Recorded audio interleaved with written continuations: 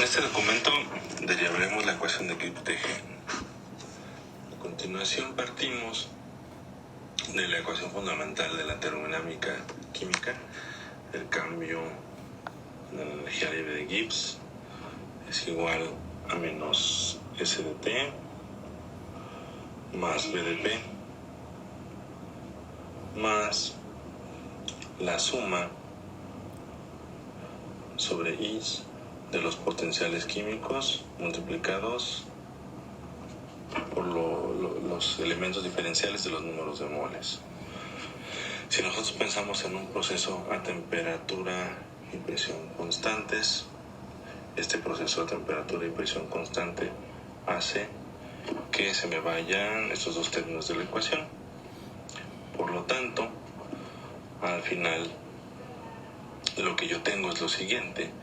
Lo que tengo es el cambio en energía libre de Gibbs es igual nada más a la suma, pero eso es una G, a la suma de la multiplicación de los potenciales químicos de cada sustancia por el elemento diferencial de NI. El elemento diferencial de NI.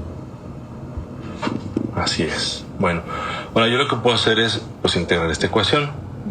Voy a pensar en los límites de la integración de la siguiente manera. Yo voy a pensar en un proceso en donde vaya de los números de moles, vaya en un proceso que tiene número de moles NI, ¿sí? Un proceso inicial al inicio que sea igual a 0 y yo llevo mi número de moles a un valor determinado y por lo tanto esto implica que la energía de un sistema donde hay 0 número de moles es igual a 0 y esto va a llevar a G a un valor determinado. Por lo tanto, esta ecuación diferencial que tengo yo aquí yo la puedo integrar. La integral de dg es igual, yo voy a sacar de la integral en este caso a el potencial químico, todos los potenciales químicos, y me van a quedar una suma de integrales de los elementos diferenciales de los números de moles. ¿Cuáles son los límites de integración? Como dije, es NI estrella hasta NI y aquí va a ser G estrella hasta G. Y bueno, yo como tengo al final la integración de resultado es muy sencillo. Tengo G menos G estrella es el límite superior menos el límite inferior. Esto es igual a la suma de los potenciales químicos que multiplica a NI menos NI estrella. ¿Vale? Pues quedamos hace rato que los límites de integración estaban relacionados con las condiciones a la frontera que estoy estableciendo. En este caso, tengo que esto es 0 y esto también es 0. Por lo tanto, lo que me queda al final es G. Entonces se puede escribir como la suma de los potenciales químicos multiplicados por sus respectivos números de moles. Esta ecuación es extremadamente importante. ¿Por qué es importante? Es una regla de la suma, regla de la adición para la energía libre de Gibbs, ¿sí? Eso significa que la contribución de todos y cada uno de los elementos de una mezcla, ¿sí?, van a contribuir a la energía libre de Gibbs de acuerdo a sus potenciales químicos. ¿Vale? Ahora, ¿qué pasa si yo tengo una sustancia pura? Para una sustancia pura nada más va a tener un elemento de la suma y yo puedo entonces decir que G por lo tanto es igual a mu por N, ¿sí? Y al final lo que tengo es que el potencial químico es por lo tanto G entre el potencial químico es una cantidad que me relaciona la energía libre de Gibbs por mol, es la energía libre de Gibbs molar. Pero ahora retomemos Ahora retomemos la ecuación anterior, en donde, bueno, no tenía un solo elemento, tenía una mezcla.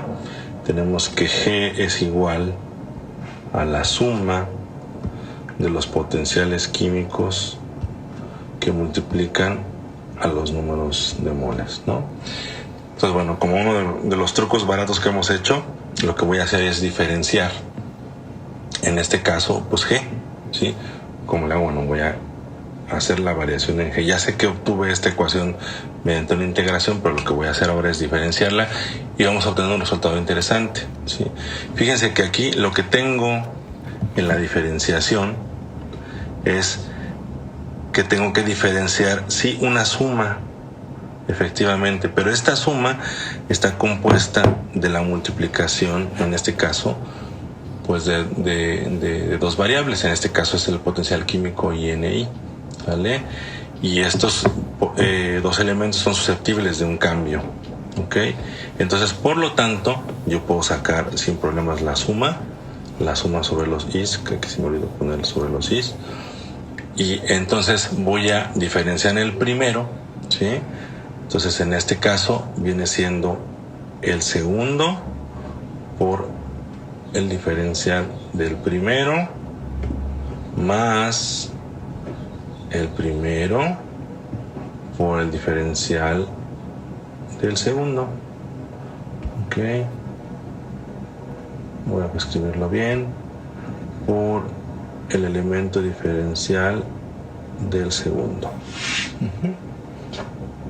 Ok, pero bueno, recordemos, ya lo sé que también lo hemos utilizado, pero bueno, vamos a recordar que el cambio en G lo hemos escrito como menos S dt más B de P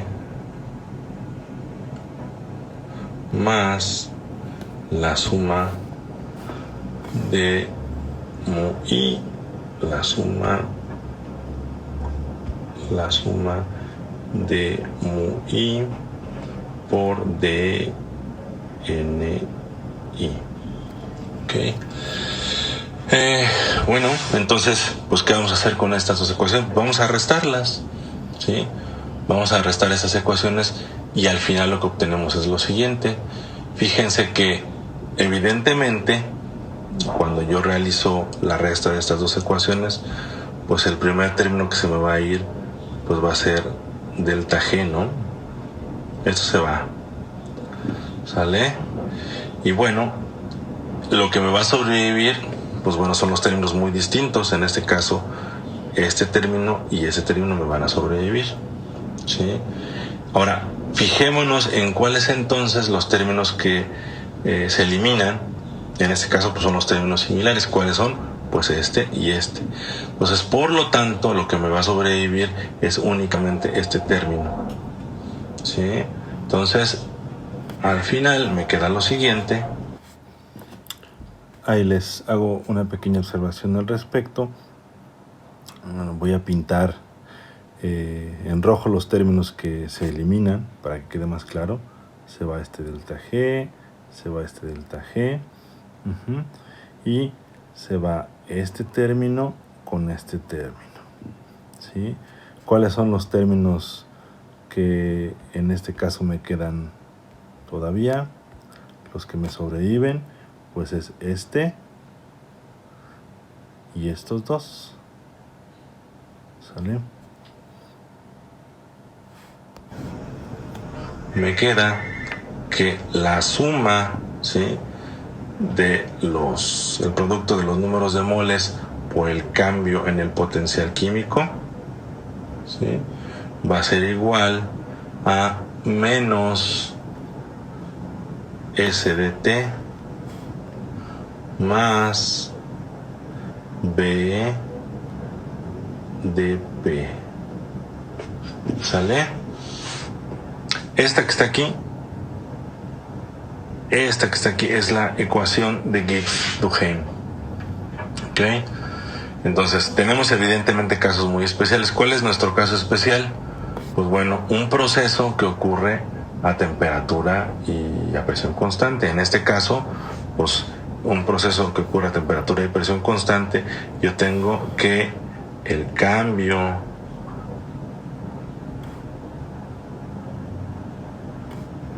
de los potenciales químicos multiplicados por los números de moles y sumado, esto va a ser igual a 0, ¿sí? Es T y P constantes. ¿Ok? Entonces, al final, esta ecuación es muy interesante porque cuando yo pienso en un proceso de temperatura y presión constante, yo veo que los cambios de los potenciales químicos no son independientes, ¿sí? Es decir, un potencial químico no se puede ver modificado ante el cambio de una composición de una manera arbitraria. Estos están relacionados unos con los otros. Pensemos entonces en un sistema que tiene dos constituyentes. Por ejemplo, tenemos en un sistema binario,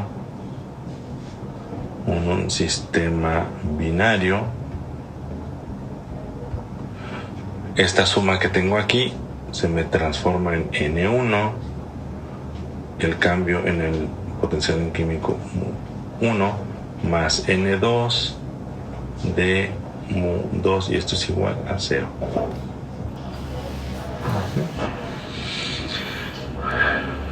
Entonces, yo puedo establecer una relación entre el cambio en el potencial químico de uno de los componentes con respecto al otro, ¿sí? ¿Qué es lo que hago? Pues bueno, voy a despejar, en este caso M2, o sea, el cambio en mu2 es igual, ¿sí? Y lo que tengo que hacer es pasar restando esta parte hacia el lado derecho. Esto me queda como de M1 negativo, me queda como de M1 negativo, pero fíjense que tengo en este caso que M1 está multiplicado por el número de moles de 1, sí, claro, pero tengo que despejar M2, entonces me quedaría N1 sobre N2, ¿sí? Y esto evidentemente con el signo negativo, ¿sí? Entonces, fíjense que lo que estoy viendo en esta ecuación es que el cambio en el potencial químico de una sustancia debido a una modificación de la composición está directamente relacionada con la fracción, ¿sí? En este caso, pues esta fracción, esta relación entre el cambio entre los números de moles de las sustancias 1 y 2, ¿sí? Y evidentemente va multiplicado por el potencial químico de la otra sustancia. ¿Ok? Pero bueno, entonces continuemos. ¿Cómo aplicamos ahora esta ecuación que nosotros estamos obteniendo, la ecuación de Gibbs-Duhem, para nuestra chamba actual que estamos estudiando y entendiendo, pues el asunto del equilibrio químico en disolución? Bueno, vamos a aplicar esta ecuación. Tenemos para un sistema binario, vamos a pensar en que el disolvente, ¿sí?, va a ser N, va a estar relacionado con el disolvente, ¿sale? Es decir, el número de moles del disolvente, y por lo tanto G sin subíndice también va a estar relacionado con el disolvente. ¿Ok? Entonces nosotros podemos reescribir esta ecuación pensando en que por convención hacemos N sin subíndice como el número de moles del disolvente y G sin subíndice como el número de la fracción molar, del disolvente. Entonces nosotros podemos escribir lo siguiente. Tenemos la ecuación de Gibbs-Duhem de la siguiente manera: tenemos aquí N por la diferencial de mu más N2 por la diferencial de mu 2, y esto pues es igual a 0 si estoy haciendo un proceso a temperatura y presión constante. ¿Ok? Bueno, Entonces, de la misma manera como relacionamos mu1 y mu2, más bien el cambio en mu1 y el cambio en mu2, lo vamos a hacer aquí, ¿sí?